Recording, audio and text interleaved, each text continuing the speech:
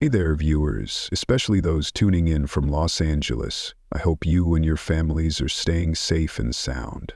With everything happening lately, it's a good reminder to keep our loved ones close. Now, the story we're about to share takes us straight into the heart of LA, and trust me, what was uncovered might just leave you speechless. Let's get into it. Chapter 1. Into the Ashes. The Palisades fire had torn through Los Angeles with a fury that seemed almost unnatural. Smoke blanketed the city, turning the sun into an ominous red disk that hung low in the sky.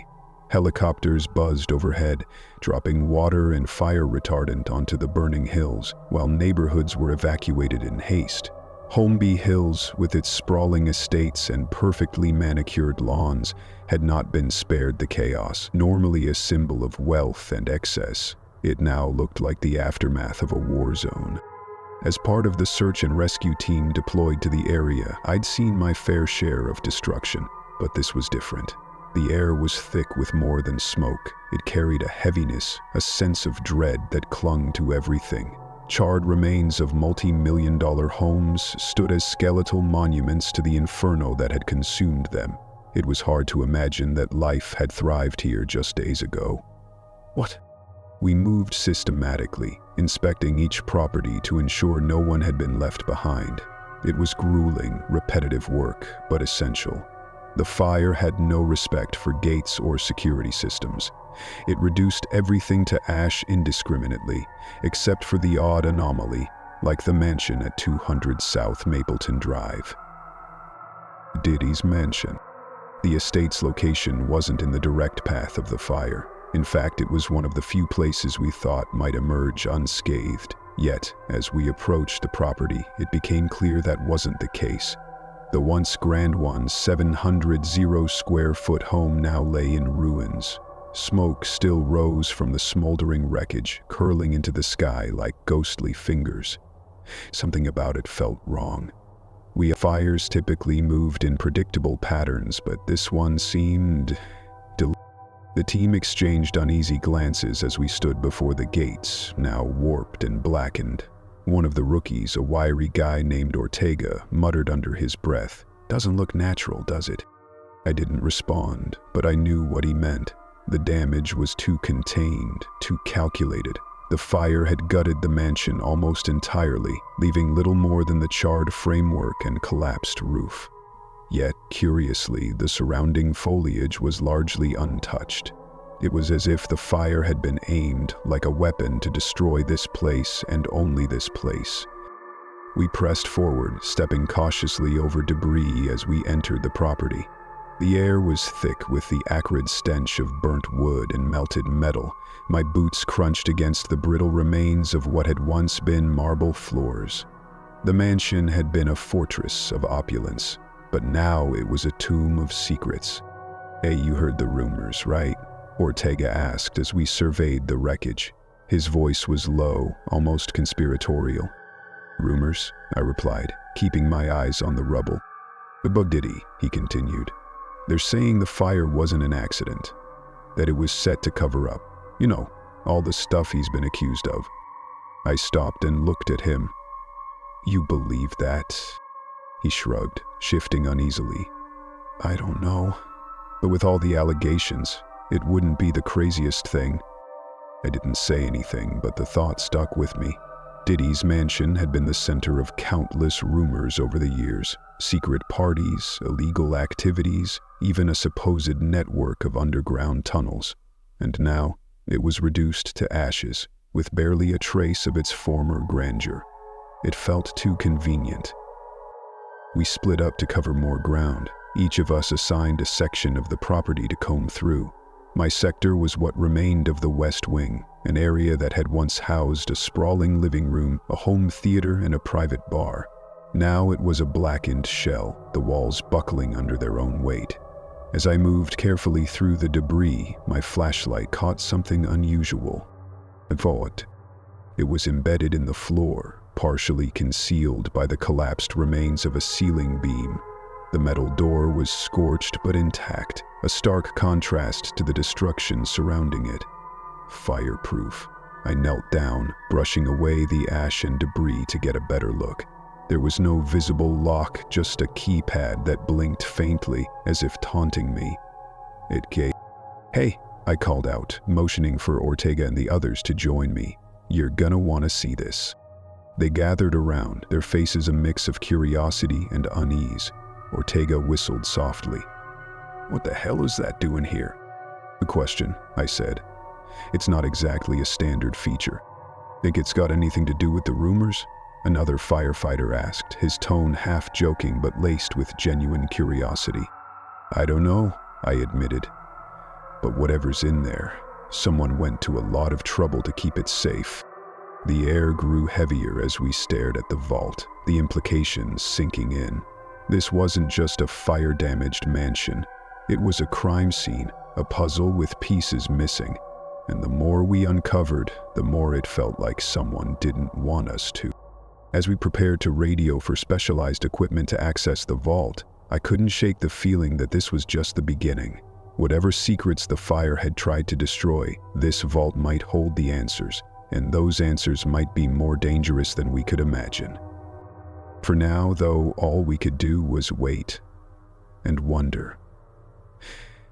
Exercise. Chapter 2. The Vault. The first rays of sunlight pierced the smoky haze as the team gathered around the vault. The twisted wreckage of Diddy's mansion loomed around us, but all attention was focused on the metal door embedded in the scorched floor. The vault stood as a grim monument to something, or someone, that didn't want its contents found. It took hours for a specialized crew to arrive, armed with tools to breach the fireproof fortress. As the machinery roared to life, the sound of grinding metal filled the air, drawing uneasy glances from the responders on site. Even Ortega, usually quick with a joke, was unusually silent, his eyes locked on the vault as if it might spring open and bite. When the door finally gave way, it opened with a hiss, releasing a rush of air tainted with the acrid scent of burnt materials. My flashlight cut through the darkness, revealing a cramped but meticulously organized interior. Metal shelves lined the walls, holding scorched documents, warped electronics, and a scattering of objects that defied immediate explanation. I stepped inside, my boots crunching on the ash-covered floor, and began examining the contents. The first thing I noticed was a collection of charred papers. They were brittle to the touch, but some fragments were legible. Guest lists, mostly. Names scribbled hastily alongside dates and initials. Some names jumped out immediately. Celebrities, business moguls, even political figures. The kind of names that made you stop and wonder what kind of events they'd attended. Next to the papers were stacks of damaged electronics. Burnt laptops, melted USB drives, and what appeared to be surveillance equipment. Cameras, still intact but blackened by the fire, lay in a heap. One of the tech responders, a wiry guy with glasses, knelt to inspect them. "These weren't just security cameras," he muttered.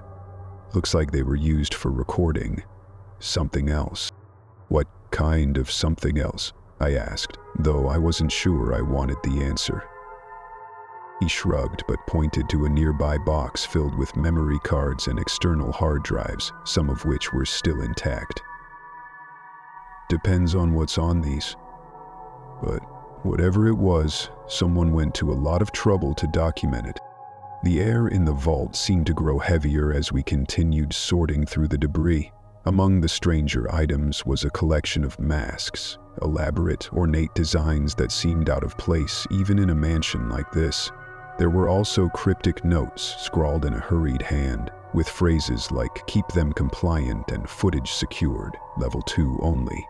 Each discovery added to the growing sense that this wasn't just the personal effects of a celebrity. It was evidence of something far darker. "What do you think this all means?" Ortega asked, his voice low as if afraid to disturb the unearthed secrets. I shook my head. "I don't know yet, but it doesn't feel like it belongs here. Not like this." The whispers among the team started almost immediately. Someone mentioned the Diddy list, a rumored catalog of high-profile attendees at his infamous parties. Supposedly, this list contained the names of those who had attended events that weren't just exclusive but deeply secretive, events that rumors claimed involved drugs, exploitation, and worse.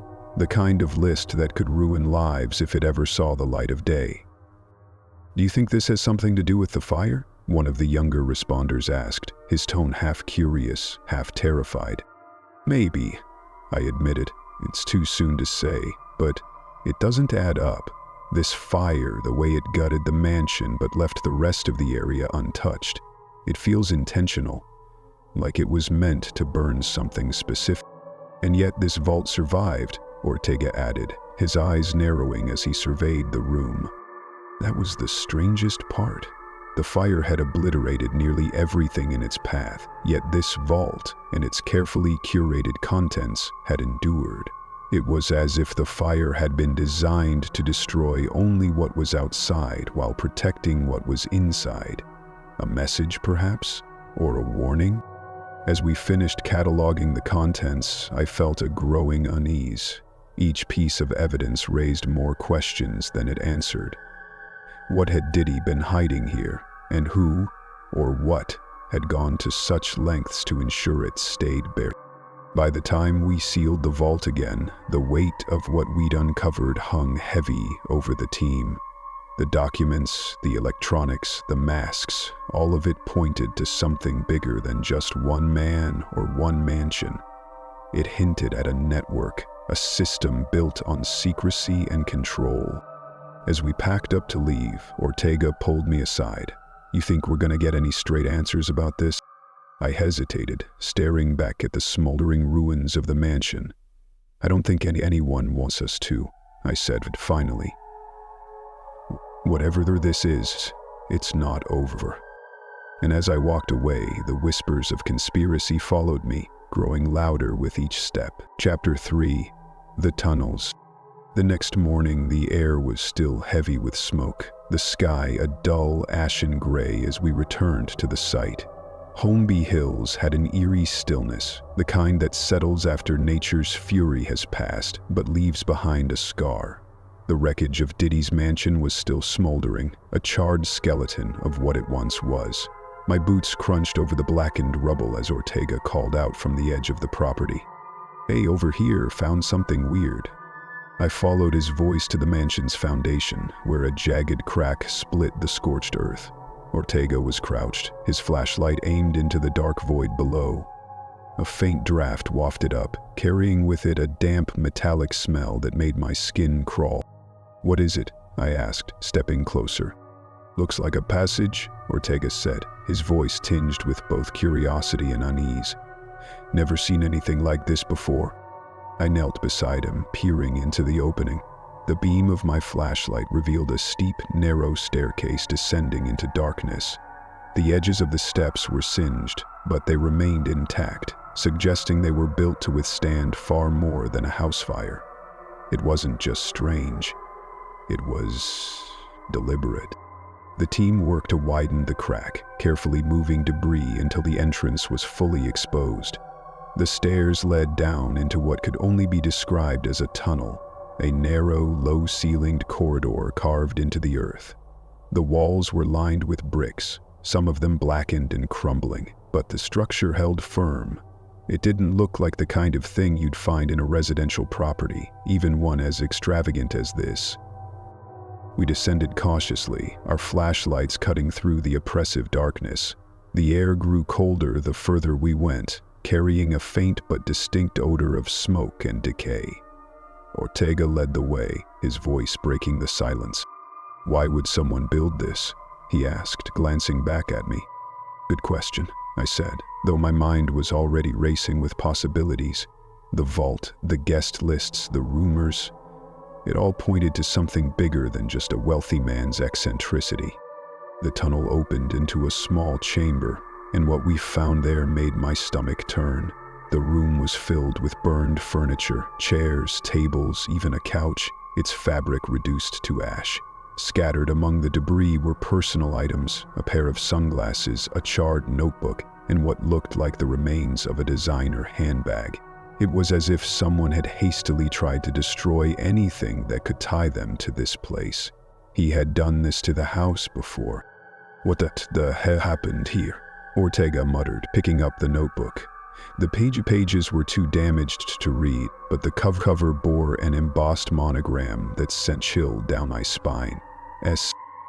Diddy's, I said quietly. The silence that followed was broken by the distant murmur of voices from above. Other responders had gathered near the entrance to the tunnel, their whispers carrying just far enough for us to hear. "Been hearing about these tunnels for years," one of them said. "Supposedly they connect to other properties in the area." "Like what?" another voice asked. "Playboy Mansion, maybe even Jackson's old place, all kinds of rumors." My gut twisted.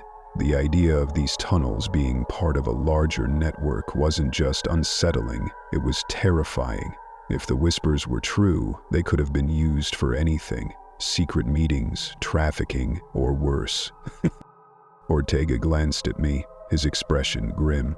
"You think that's why the fire was set, to cover this up?" "It's starting to look that way," I said. The pieces were falling into place, but the picture they formed was darker than anything I'd imagined. The fire had been devastatingly precise, destroying the mansion and much of the surrounding property, but leaving the tunnels largely intact. It was almost too convenient. As we moved deeper into the tunnels, the sense of unease grew stronger. The walls were lined with faint scorch marks, evidence that the fire hadn't spared this place entirely. At one point, we came across a pile of burnt clothing, including what looked like a child's shoe. I had to force myself to keep moving, the implications gnawing at my mind. The whispers from the other responders didn't help. Every now and then, I'd catch snippets of conversation that made my blood run cold. Heard they found cameras down here. Someone said there's another vault, but it's buried under rubble. You think they were moving people through here? The last comment hit me like a punch to the gut.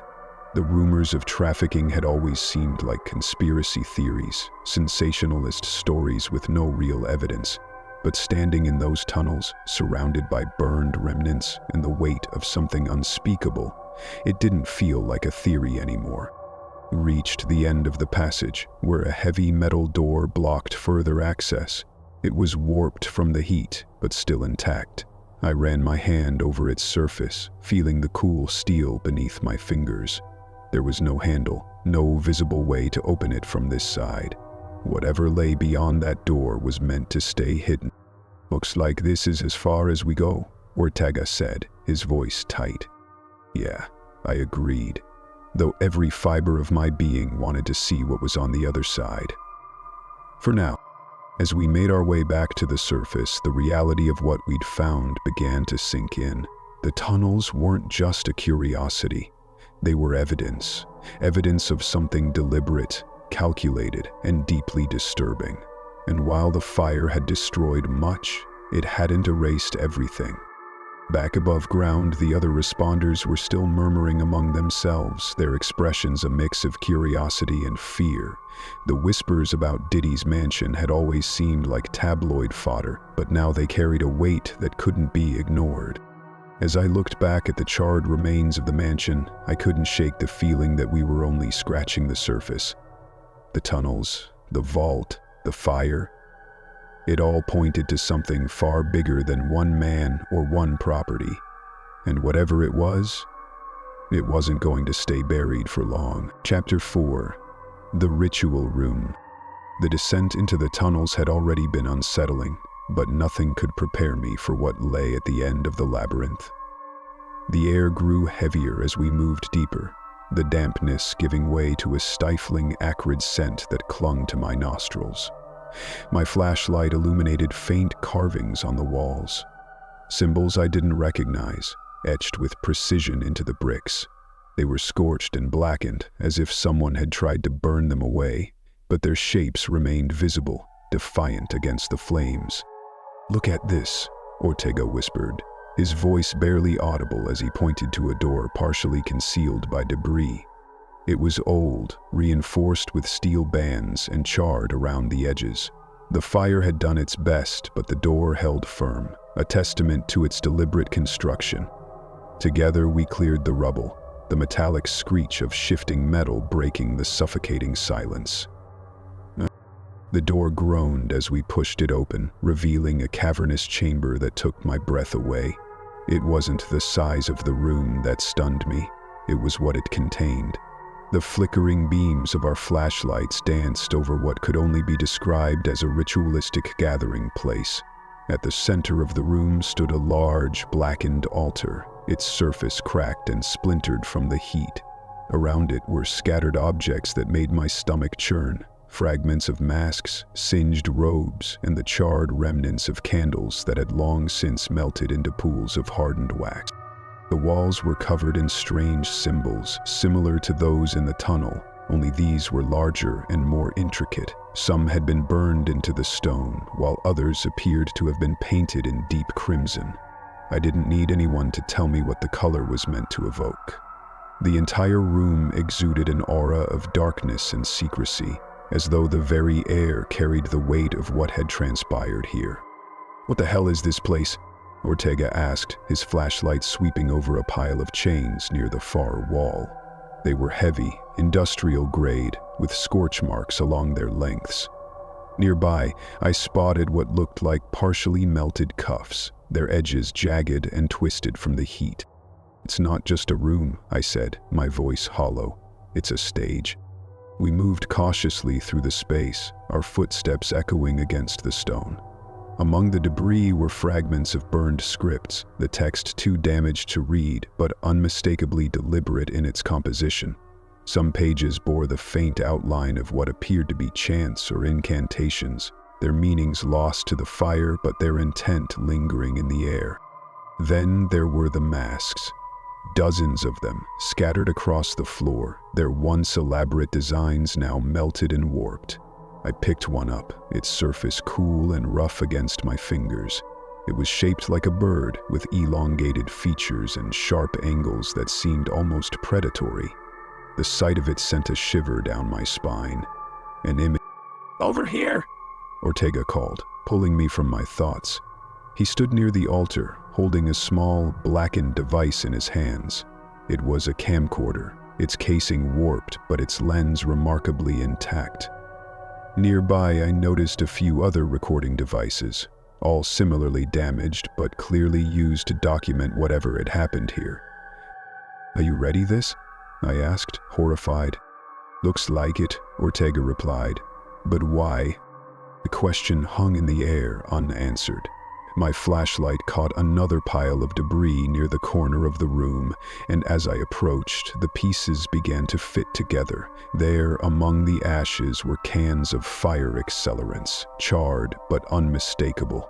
Someone had gone to great lengths to destroy this place, to ensure that whatever secrets it held would never see the light of day.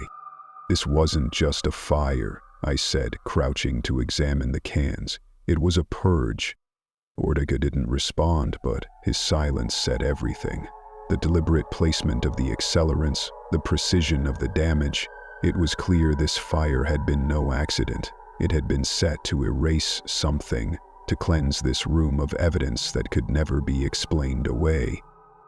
As we continued to explore, the sinister implications of the space became more apparent. There were remnants of ropes tied to metal rings embedded in the floor, their purpose uncomfortably clear. A half-burned notebook lay nearby, its pages too damaged to read, but its cover stamped with a familiar monogram, S.C. Diddy's, I murmured, holding it up for Ortega to see. "Of course it is," he muttered, shaking his head. "This whole place screams his name." The discovery sent a wave of nausea through me. The room wasn't just a gathering place. It was a stage for something far darker. The chains, the masks, the recordings, they all pointed to one inescapable conclusion. This wasn't just about control or secrecy. It was about power, wielded in the most grotesque and insidious ways. As we made our way back to the tunnel, the weight of what we'd seen pressed heavily on my shoulders. The whispers among the responders earlier now seemed less like rumors and more like a chilling truth. The fire wasn't just a tragedy. It was a cover-up, a deliberate attempt to bury the past and protect those who had used this space for their own twisted ends. Back at the surface, the charred remains of the mansion loomed above us, a stark reminder of the secrets it had tried to hide. But the fire hadn't destroyed everything. The vault, the tunnels, and now this room.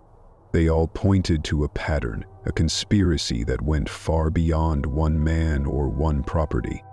As I looked out over the scorched landscape, the weight of what we'd uncovered settled over me like a shroud. Whatever had happened in that room, it wasn't just a relic of the past. It was a thread in a web of darkness that stretched far beyond the ruins of this mansion, and I had the sinking feeling that we were only just beginning to unravel. Chapter 5: The Survivor's Evidence. The morning sun barely penetrated the dense layer of smoke that still lingered over Holmby Hills. The mansion's skeletal remains loomed like a monument to something darker than fire. As we prepared to descend once more into the tunnels, Ortega and I exchanged a glance, the weight of the previous night's discoveries hanging between us. This wasn't just a tragedy, it was a carefully orchestrated event designed to erase something far more sinister. We retraced our steps through the tunnels, this time venturing into a smaller chamber adjacent to the ritual room. The air here was different, stale, heavy, and tinged with the faint scent of mildew. The walls were lined with scorched shelves, their contents spilled haphazardly onto the floor. Among the debris, I noticed something that stopped me cold, a battered leather-bound journal. Its cover warped from heat, but its pages miraculously intact. "This looks personal," I said, flipping it open. The handwriting inside was messy but legible, the ink smudged in places but still readable. It didn't take long to realize what I was holding. This wasn't just a diary. It was a record of someone's nightmare. The entries painted a vivid picture of life inside the mansion. The writer described arriving with promises of fame and fortune, only to be drawn into a web of control and exploitation. There were accounts of lavish parties that quickly turned dark, where guests were plied with drugs and coerced into acts they couldn't refuse. The most harrowing passages described the rituals, where participants were forced to don masks and pledge loyalty under the threat of blackmail. I read aloud an excerpt that made Ortega grimace. "He watches everything. There are cameras everywhere, hidden in the walls, in the ceilings. You can't escape him. Even when you leave, he owns you." We continued sifting through the room, uncovering more remnants of what had once been people's lives. Photographs, scraps of clothing, and other personal effects. One small box held a collection of jewelry, some of it expensive but tarnished, likely stripped from those who had no choice but to leave it behind. There were notes scrawled on loose sheets of paper, hastily written messages that hinted at fear and desperation. "Don't trust anyone," Ortega read from one. "Even if they say they can help, he knows everything before it happens." He exhaled sharply, his fingers tightening around the paper. This wasn't just manipulation, it was a prison. Then we found another journal, this one belonging to someone who had clearly escaped. The tone was different, angrier, more determined. The writer detailed their harrowing journey out of the mansion, describing how they'd smuggled themselves out of the compound under the cover of darkness. There was a chilling passage that struck me. I thought leaving would save me, but it didn't. He still has the tapes. He still has the proof. I'll never be free. As I flipped through the pages, one entry caught my attention. It mentioned a guest list, a mysterious ledger that supposedly documented everyone who had attended the mansion's gatherings. According to the writer, the list wasn't just a record, it was leverage. Next to certain names were cryptic symbols, each one representing some form of blackmail Diddy allegedly held over. "We need to find that list," I said, my pulse quickening. "If it's still here, it could explain everything. The fire, the tunnels, all of it." Ortega nodded grimly, his gaze scanning the room. "If it even exists," he said, "it's probably buried or destroyed by now." But fate had other plans. While clearing away debris near a half-collapsed bookshelf, I found it. A charred folder, its edges crumbling but its contents surprisingly intact. Inside were pages of names, some crossed out, others circled with symbols scrawled next to them. Some symbols were simple, a star, a triangle, while others were more intricate, resembling runes or sigils. "What do you think these mean?" Ortega asked, peering over my shoulder. "Blackmail, maybe," I said, my voice shaking slightly. "Or some kind of code. Whatever it is, it's not random." The implications were staggering. If this list was legitimate, it meant Diddy's influence reached far beyond the walls of his mansion. Each name represented a connection, a piece of a larger puzzle that could implicate powerful individuals across industries. And if the symbols did indicate leverage, then destroying the mansion wasn't just about erasing evidence of what happened there. It was about protecting everyone tied to it. One entry stood out. Next to a name I didn't recognize was a single word, scrawled hastily in bold letters. "Loyal." It sent a shiver down my spine.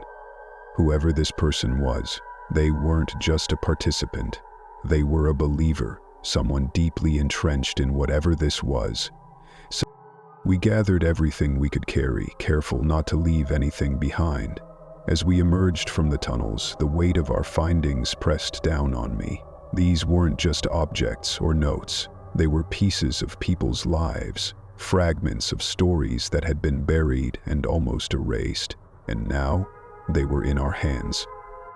Back on the surface, the smoldering remains of the mansion seemed to watch us, a silent witness to everything that had unfolded within its walls. The evidence we'd found was damning, but it was also incomplete. There were still questions, still gaps in the story that needed to be filled. And the more we uncovered, the more I realized how dangerous those answers might be. Chapter 6: The Mansion's Secrets. The morning haze over Holmby Hills felt heavier that day, almost as if the mansion's ruins were reluctant to give up their final secrets. Ortega and I stood at the edge of what used to be the grand entrance, now a twisted mess of scorched beams and crumbling plaster. The air still carried the faint, acrid tang of ash, a grim reminder of the inferno that had consumed the estate. But beneath the destruction lay something far more sinister, something that couldn't be erased by fire. As we descended into the tunnels once again, a quiet unease settled over us. Each step felt like it carried more weight than the last, as if we were intruding on a secret the world wasn't meant to know. This time, we weren't just searching for remnants. We were looking for answers, and answers, we soon discovered, were plentiful. The first clue came in the form of a charred metal box tucked into the corner of a partially collapsed chamber. It took some effort to pry it open, the heat having welded parts of it shut. Inside, we found what appeared to be hard drives, dozens of them, some melted beyond recognition, others still intact. Each was labeled with cryptic codes, dates, initials, and what looked like room numbers. "These aren't just records," Ortega muttered, holding up one of the drives. "These are surveillance files." I nodded, my stomach tightening. The thought of what might be on those drives was enough to send a chill down my spine. This wasn't just about documentation. It was systematic, calculated. Someone had gone to great lengths to ensure every move made within these walls was captured and preserved. And nearby, we found the remains of a hidden camera embedded in the wall, its lens shattered but its presence undeniable. As we searched further, it became clear this wasn't an isolated find. Cameras had been strategically placed throughout the tunnels, and likely the mansion above, their angles designed to capture every corner, every interaction. It was a network meticulously crafted to watch, record, and, perhaps most disturbingly, control. Among the ruins of a filing cabinet, we discovered burned fragments of ledgers. Though much of the text was illegible, a few entries stood out. Names paired with figures, dates, and cryptic annotations. One particularly intact fragment listed a series of payments marked with the same symbols we'd seen on the guest list in the previous chamber. "Looks like payouts," Ortega said, his voice low. "Hush money, maybe? Or bribes?" I added, scanning the scorched page. These figures aren't small. Whoever these people are, they're not just attendees. They're investors, collaborators, maybe even enforcers. The deeper we dug, the clearer the picture became. This wasn't just about Diddy's mansion. It was about a sprawling operation that extended far beyond these walls. The payments weren't just to keep people silent. They were to keep the machine running, to ensure the secrecy and longevity of whatever had been happening here. As we sifted through the debris, Ortega unearthed another disturbing find, a partially intact email printout. The subject line was cryptic, event coordination, but the body was far more revealing. It referenced logistics for a special gathering, including details about transportation, accommodations, and guest preferences. The language was vague but unmistakable. This was planning for one of Diddy's infamous gatherings, the kind whispered about in tabloids and lawsuits alike. Ensure discretion at all costs, Ortega read aloud. That says it all, doesn't it? I didn't respond, my attention drawn to a separate pile of debris nearby. Among the ashes were more fragments of paper, some marked with what appeared to be personal emails. One particularly chilling snippet referenced ensuring compliance and contingency measures in case anyone stepped out of line. They weren't just watching people, I said, my voice barely above a whisper. They were controlling them. The weight of what we'd found was staggering. This wasn't just surveillance. It was a system designed to maintain power and silence dissent. The hard drives, the ledgers, the emails, they all pointed to a conspiracy far larger than we'd imagined. And Diddy wasn't the only player. The names on those documents, the payments, the cryptic annotations, they suggested a web of complicity that stretched into places we couldn't yet fathom. As we packed up the evidence, Ortega paused, his gaze fixed on the far end of the chamber. "Do you think this was the real target?" he asked. "The fire? Was it meant to destroy all of this?" "It's possible," I said, glancing around at the devastation. If someone wanted to make sure this never saw the light of day, a fire would do the job. "But not completely," Ortega said, holding up a damaged but recoverable hard drive. "They didn't count on this much surviving." The implications were chilling.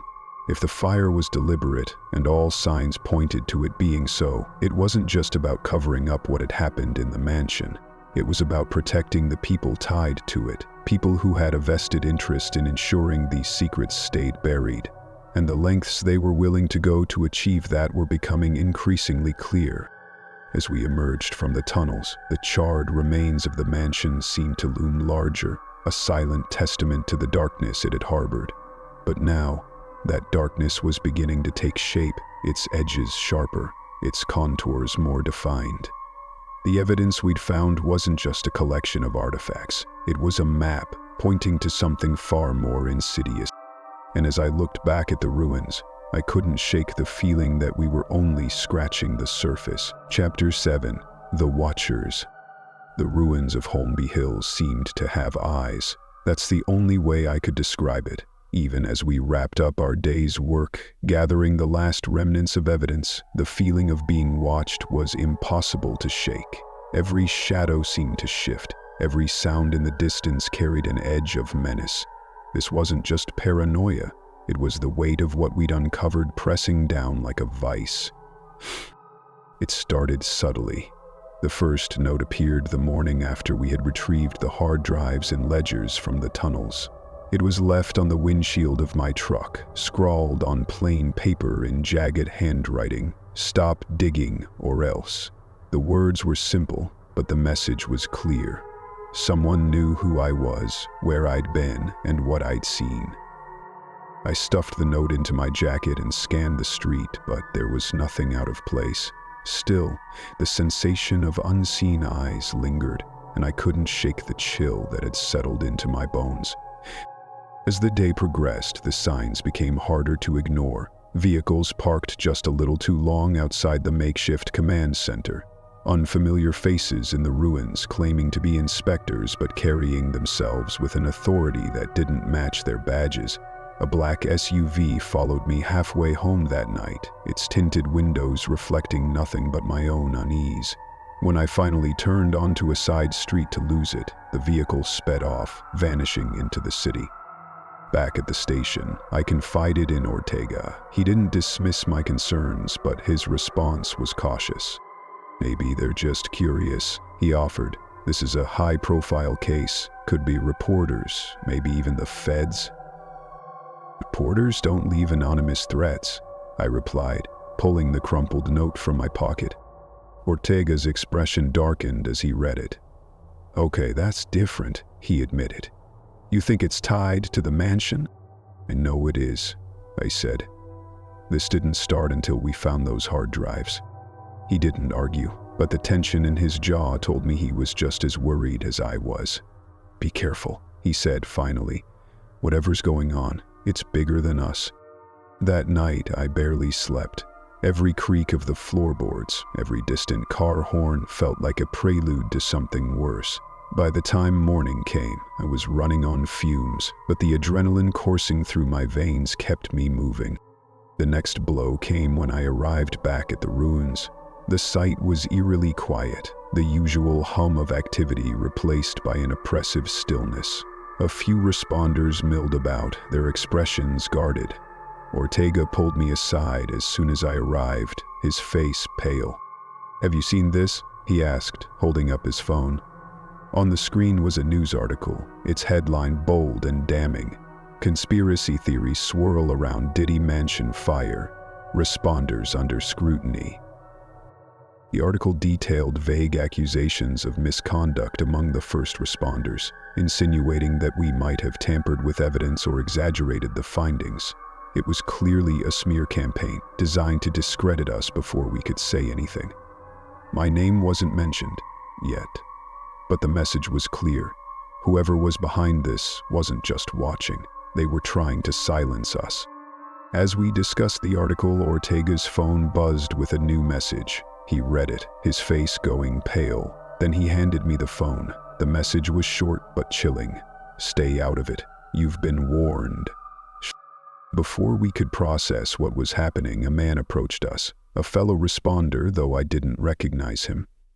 He looked nervous, glancing over his shoulder as if expecting someone to appear at any moment. "You need to be careful," he said in a low voice. "They're watching all of us." "Who's they?" I asked, my voice sharper than I intended. He hesitated, his eyes darting around. "You think this is just about the mansion? It's not. There are people, powerful people, who don't want this getting out. They'll do whatever it takes to protect themselves." "What do you mean?" Ortega pressed. The man sighed, looking like he regretted approaching us. "I've seen things, heard things. You're poking at something much bigger than you realize. If you keep digging, you're going to end up like the others." "Others," I repeated, my stomach tightening. He didn't answer, just gave us a pointed look before walking away.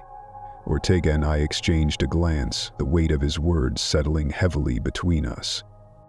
That evening, as I drove home, the feeling of being followed returned. A car stayed on my tail for miles, its headlights glaring in my rearview mirror.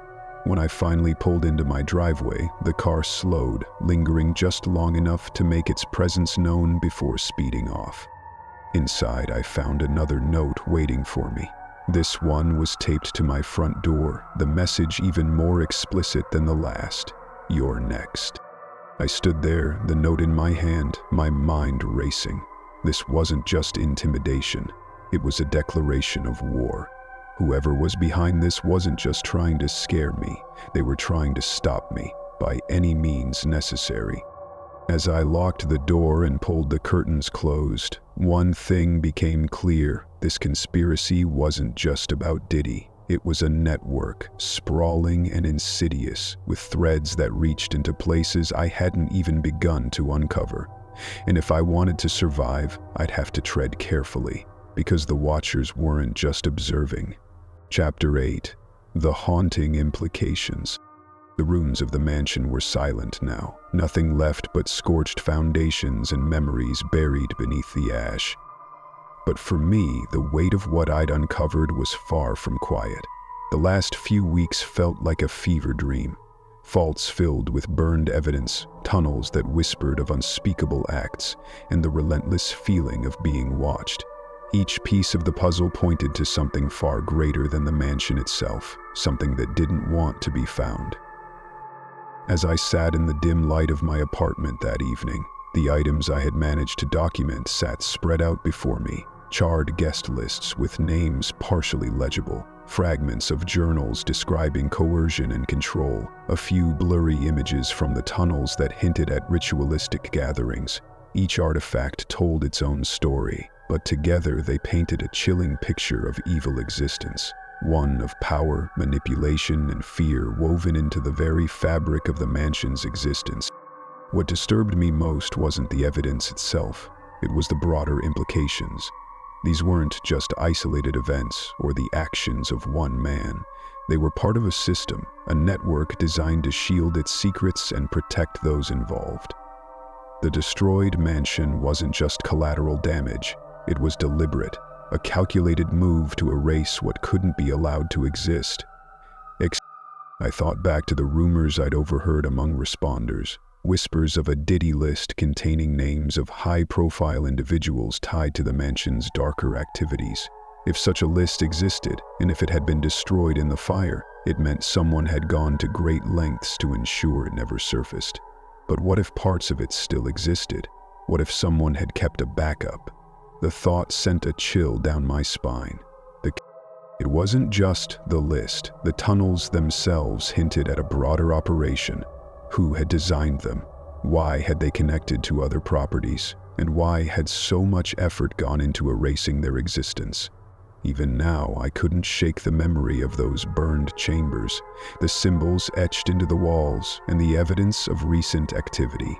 Someone had been there, and someone had made sure to leave as little behind as possible. But it was the threats that weighed heaviest on me. The notes, the surveillance, the warnings. They weren't just scare tactics, they were promises. Whoever was behind this wanted me to stop, to walk away and forget everything I'd seen, and the closer I got to the truth, the more relentless they became. I wasn't just uncovering a conspiracy, I was becoming a target of it. The final warning came the night after I submitted my findings to a secure off-site location, hoping to protect what little I'd managed to document. It was a simple envelope, slipped under my door while I was asleep. Inside was a single piece of paper, the message short and chilling. "You've gone too far. This is your last chance." It wasn't signed, but it didn't need to be. The message was clear. Whoever they were, they weren't bluffing.